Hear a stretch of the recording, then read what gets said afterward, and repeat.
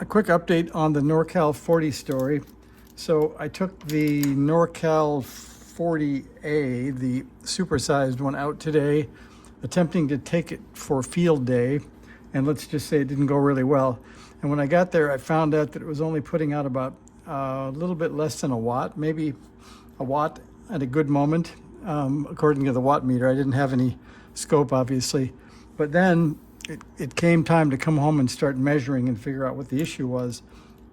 Then I realized I have two perfectly good specimens, and that's pretty lucky to have two Norcal 40As to compare against. So I thought I'd reveal those numbers to you guys in case you're debugging your transmitter and you'd like some comparison numbers. So the idea was, sorry for all the colors, this is from all the earlier sessions in building the Norcal 40B, I think. So what I thought was, if I measured the output at the jack, I measured the input to the low-pass filter, which is the collector of the PA, then the base of the PA, then the collector of the driver and the base of the driver, and then the gate of this source follower, and then pin 4, pin 6, and pin 1 of the transmit mixer. That should give me enough to go on. And the idea I had sort of driving over was, I'd like to know what's the gain of the output stage, maybe from base to collector, what's the gain of the driver, so that even if the voltages are relatively different, the overall gain of each stage should be the same. So that was the premise of the playing around.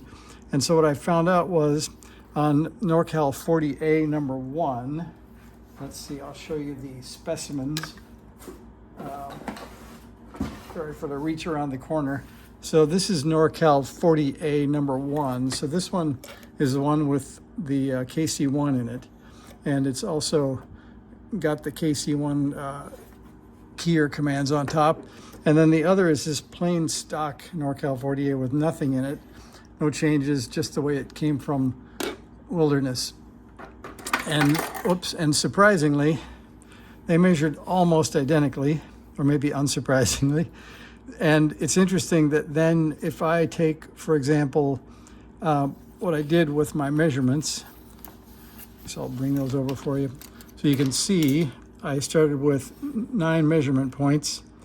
I did the output jack, as I said, the collector, the base, and the gate. So that should give me the gain of each stage. So if I take the one, what do I say? The one exception is I was actually more interested in the total gain of the output from the output jack to the base. That way it would include the filter. And so I found on the original ones that from Q7 base to the output was 2.1 volts peak to peak, up to 18 volts peak to peak on the supersized device. But on the other two, it was about almost the same, 4.5 volts to 4.1 volts input and 33 volts output. Excuse me. So the gain of that stage, including the output filter, was about 7. But what I found in the Norcal 40A, the supersized one, it was only a gain of about, about 5.8. So something's up there. I haven't compared, for example, the collector voltage to the filter voltage to see what the loss in the filter is yet, but I'll look at that.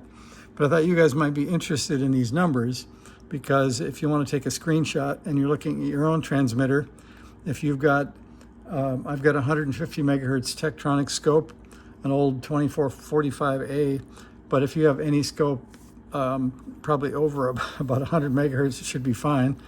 And if you get numbers like this, you can then at least tell where your issue is.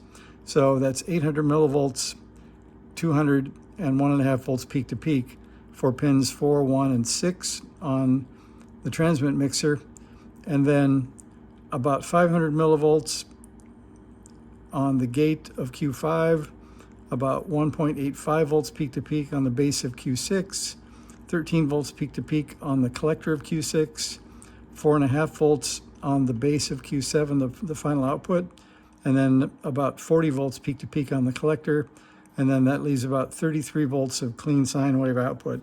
So that's what I have to compare with, and obviously I did pretty well up to the Q5 gate. Everything looks good, but Q6 base is quite a lot lower by almost a little more than twice.